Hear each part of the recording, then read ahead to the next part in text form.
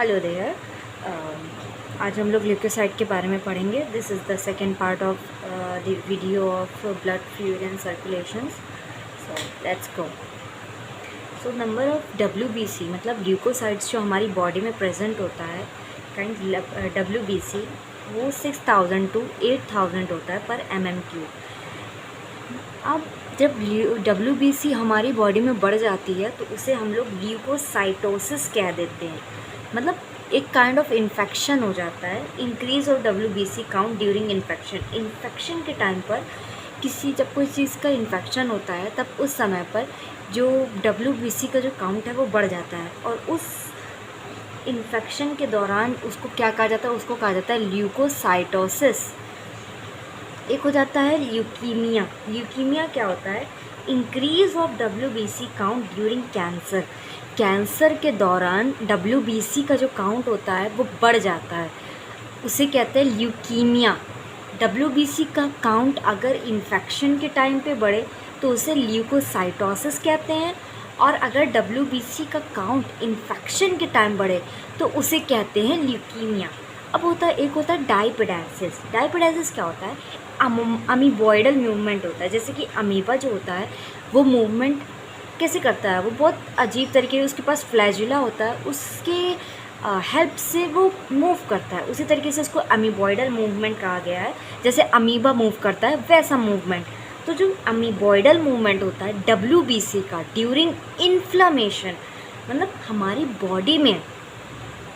Body जब फूल जाती है, इन्फ्लामेट हो जाती है, तब उस समय जो WBC होता है वो अमीबॉइडल मूवमेंट करने लग जाता है, जिसको हम लोग डायपिडाइसिस कहते हैं। ये सब जानना बहुत ज़्यादा ज़रूरी होता है, क्योंकि हम लोग के जो जेन्युइन लाइफ में और लाइफ के ड्यूरिंग ये सारी चीज़ें आती रहती हैं। इस वजह से इन सब चीज़ों को जानना भी बहुत ज़्यादा ज़रूरी है। लाइफ स्पैन कितना होता है? Some years to some hour WBC का, some year to some hours. कभी कभी साल भी लग जाते हैं उसे मरने में, या फिर कभी कभी घंटों ही में वो चला जाता है। तो हम लोग पढ़ेंगे टाइप्स ऑफ ल्यूकोसाइट कि मतलब कितने प्रकार के ल्यूकोसाइट होते हैं। So let's begin. कितने प्रकार के होते हैं? एक होता है एग्रेन्युलोसाइट, दूसरा होता है ग्रेन्युलोसाइट। एग्रेन्युलोसाइट मतलब होता है जिसके पास ग्रेन्यूल्स ना हो, मतलब छोटे छोटे पार्टिकल्स ना हो। ग्रेन्युलोसाइट मतलब होता है जिसके पास छोटे छोटे पार्टिकल्स हों। और एग्रेन्युलोसाइट के अंदर लिम्फोसाइट आता है और मोनोसाइट आता है। ये दो प्रकार की WBC के अंदर सेल्स पाई जाती हैं। एक होती है लिम्फोसाइट, एक होती है मोनोसाइट। ये कैसी होती है? ये ग्रेन्यूल के बिना होती है, मतलब इसके अंदर छोटे छोटे ग्रेन्यूल्स नहीं होते हैं। अब इस ग्रेन्युलोसाइट में तीन चीज़ें आ जाती हैं। फर्स्ट है इजनोफिल, सेकेंड है बेजोफिल, थर्ड है न्यूट्रोफिल। इसके पास छोटे छोटे ग्रेन्यूल्स प्रेजेंट होते हैं। जैसे आप देख सकते हैं यहाँ पे ब्लू ब्लू डॉट्स प्रेजेंट है, उसे ग्रेन्यूल कहते हैं। छोटे छोटे ग्रेन्यूल प्रेजेंट होते हैं। इसी बिहाफ पे ल्यूकोसाइट के सेल्स को डिवाइड किया गया है। अब जो लिम्फोसाइट होता है उसकी उसका अगर हम लोग शेप देखेंगे तो वो राउंड होता है, अंदर का शेप देखेंगे तो राउंड होता है। मोनोसाइट का जो होता है किडनी शेप का बना होता है, किडनी ऐसी बनी होती है तो किडनी शेप का बना होता है मोनोसाइट। इजनोफिल्स जो होता है उसे बाइलोब्ड कहते हैं, ऐसे करके बना होता है। ये हो गया, बाइलोब करके बना रहता है। और बेजोफिल क्या होता है? एस शेप का बना होता है, जिसे हम लोग ट्राइलोब्ड कहते हैं, ऐसे करके बना रहता है। और ये होता है न्यूट्रोफिल मल्टी लोब होता है, इसके अंदर बहुत सारे लोब होते हैं, ऐसे बहुत सारे लोब्स प्रेजेंट होते हैं। अब जो लिम्फोसाइट होती है उसकी साइज़ कितनी होती है, मतलब कितना बड़ा होता है? 1 माइक्रोमीटर होता है। और कितने परसेंटेज WBC में कितने परसेंटेज प्रेजेंट होता है? तो ये 20 to 25% प्रेजेंट होता है हमारी WBC में।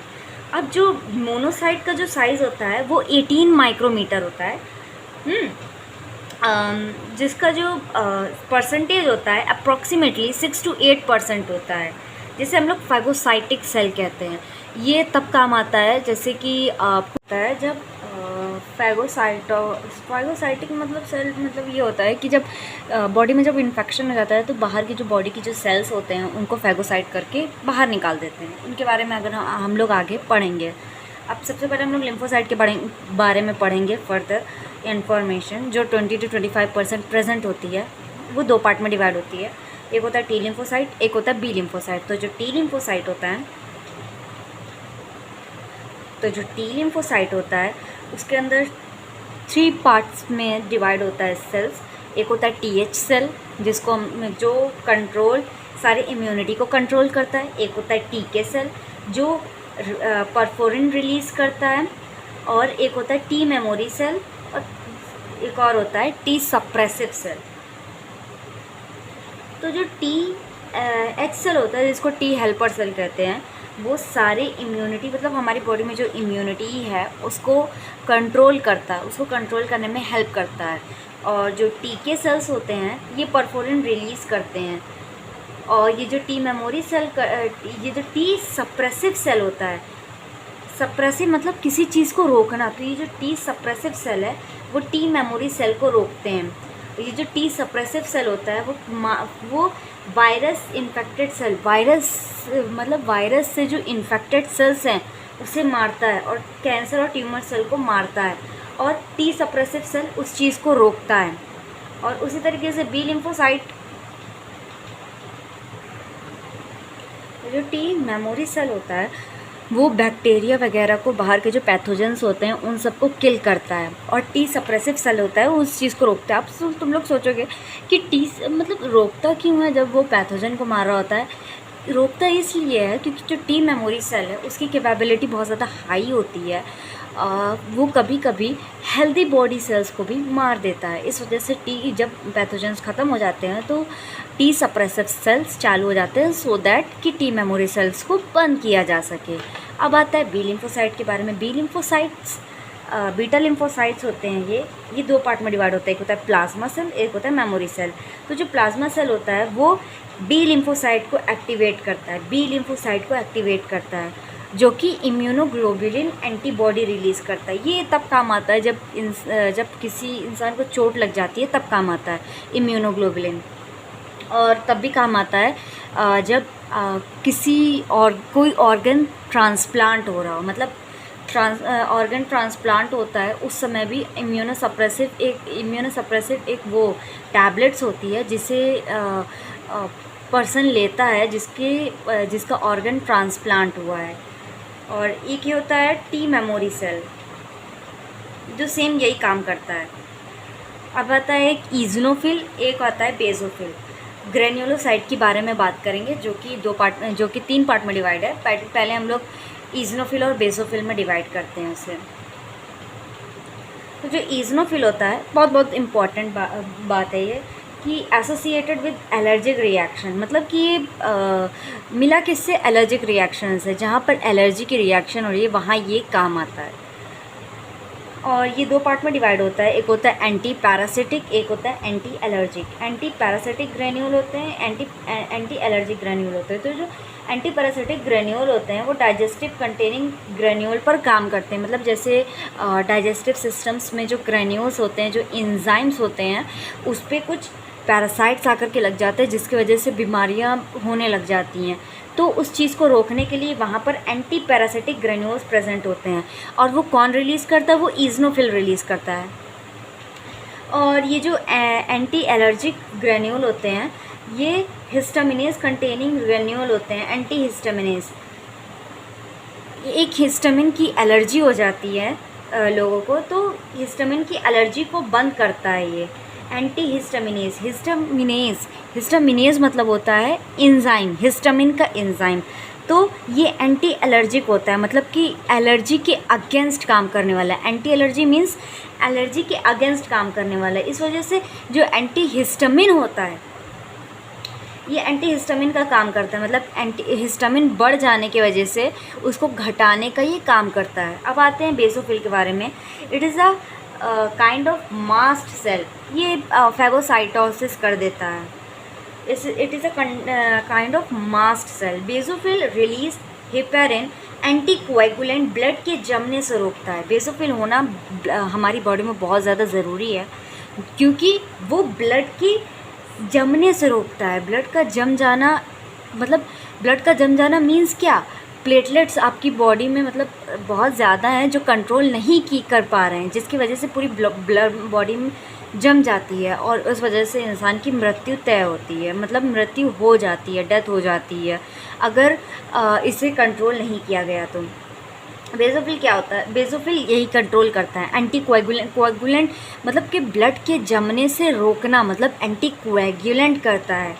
और हिस्टामिन क्या होता है? एलर्जी कॉज करता है। ये तब होता है जब अनकंट्रोलेबल हो जाए, मतलब कि ये एक्टिवेट तब होता है जब अनकंट्रोलेबल हो जाए, मतलब कि अब कंट्रोल नहीं हो रहा है, उस हिसाब से अगर उस हिसाब की अगर बीमारियां होना चालू हो जाए तब ये एक्टिवेट होता है। जो हिस्टामिन होता है और एक और होता है, देखो जो बेसोफिल होता है, sorry I forget to tell you that, जो बेसोफिल होता है वो 3 पार्ट में डिवाइड होता है, heparin, histamine, serotonin. First I have told you already. Second one is allergy cause करता है, मतलब ये जो हिस्टामिन है ना ये एलर्जी कॉज करता है। और ये हिस्टामिन जब ज़्यादा मात्रा में कॉज करने लग जाता है तो इसके ऊपर एक एंटी हिस्टामिनेज एंजाइम का रिएक्शन होती है ताकि ये रुक जाता है। अब होता है एक सेरोटोनिन, ये वेजो कंस्ट्रिक्टर का काम करता है, मतलब कि ब्लड का जो डाइल्यूशन होता है, मतलब ब्लड का जो फ्लो का जो पाइप होती है उसको कंस्ट्रिक्ट कराता है। अगर ये नहीं होता है तो कंस्ट्रिक्ट मतलब कि कम होना, मतलब कि अगर जैसे पार्ट बड़ा है, अगर जैसे नैरो कर देता है, मतलब पहले बड़ा है उसको नैरो करके इतना छोटा कर देगा, वेजो कंस्ट्रिक्टर कर देता है, कंस्ट्रिक्ट कर देता है। So now we have completed from WBC. Now we can go for platelets. और प्लेटलेट्स कहाँ बनते हैं? फॉर्म्ड एलिमेंट में बनते हैं, जो कि 3 पार्ट में डिवाइड होता है, RBC, WBC, platelets. So we have done RBC, WBC. Now we are on platelets.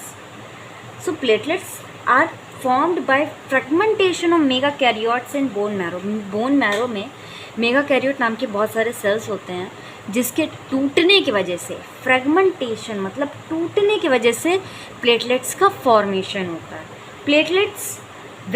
Platelets जो होते हैं वो कैसे होते हैं? प्लेटलेट्स कुछ इस तरीके से होते हैं, विदाउट न्यूक्लियस होते हैं, उनके पास न्यूक्लियस नहीं होता है, राउंड होते हैं और ओवल शेप के बने होते हैं, राउंड होते हैं, गोल गोल होते हैं और ओवल शेप के बने होते हैं। और ये जो मेगाकैरियोट्स हैं जब ये टूटते हैं तो इसके पास थ्रोम्बोप्लास्टिन नाम का एक एंजाइम होता है जो रिलीज़ होता है, जिसकी वजह से ब्लड क्लॉटिंग हो जाती है, ब्लड का जमना, मतलब जब चोट लग जाती है किसी को तो वहाँ से ब्लड जब बहता है तो उसको रोकने का काम कौन करता है? प्लेटलेट्स करता है। Platelets present in only mammals, मतलब हम ही लोग में प्रेजेंट होता है और किसी किंगडम में या किंगडम मोनेरा इन सब चीज़ों में नहीं प्रेजेंट होता है, सिर्फ हम लोग में प्रेजेंट होता है, मैमल्स में प्रेजेंट होता है। और जो प्लेटलेट्स के काउंट होते हैं, मतलब कितने ज़्यादा मात्रा में हमारे बॉडी में प्लेटलेट्स पाए जाते हैं, वो हैं 1.5 to 3.5 लाख पर mm³, इतने प्लेटलेट्स प्रेजेंट होते हैं। और लाइफ स्पैन जो होती है प्लेटलेट्स की वो वीक ही होती है, सिर्फ 1 वीक में खल्लास, वो हाल है। और जो थ्रोम्बोसाइटोपिनिया मतलब एक तरीके की डिज़ीज़ कह सकते हैं हम लोग, हो जाती है, और जिसकी वजह से ये होता क्या है? थ्रोम्बोसाइटोपिनिया मतलब होता है डिक्रीज़ हो जाता है प्लेटलेट्स का काउंट। ब्लड में अगर प्लेटलेट्स का काउंट डिक्रीज़ हो जाए उसे हम लोग थ्रोम्बोसाइटोपिनिया कहते हैं, जिसकी वजह से बीमारियां होने लग जाती हैं। जैसे आपको टाइफॉइड हो जाएगा, अगर आपके प्लेटलेट्स कम है तो आपको टाइफॉइड हो जाएगा, टाइफॉइड फीवर।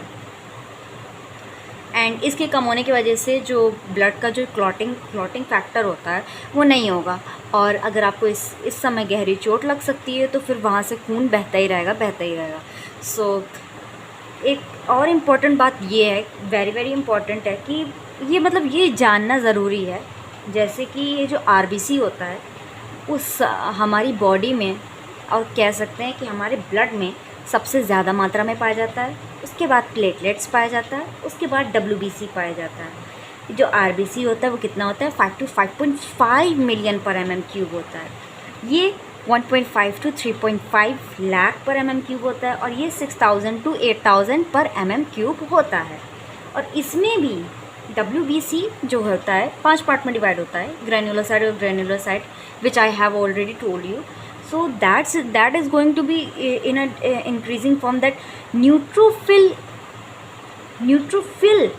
60 to 65% प्रेजेंट होता है, लिम्फोसाइट 20 to 25% प्रेजेंट होता है, मोनोसाइट जो होता है वो 6 to 8% प्रेजेंट होता है, इजनोफिल्स जो होते हैं वो 2 to 3% प्रेजेंट होते हैं, बेसोफिल 0.5 to 1% प्रेजेंट होते हैं। और इन सब के ना होने की वजह से बहुत सारी बीमारियां शुरू हो जाती हैं, इन सब के ज़्यादा होने की वजह से भी बीमारियां हो सकती हैं, इन सब के कम होने की वजह से भी बीमारियां हो सकती हैं। So all these factor are very necessary for our body, so we have to keep in our mind that we should be healthy for to maintain our body और for not to get ill. So let's stop this session. We will continue from the lecture number 3 from the next video. So bye.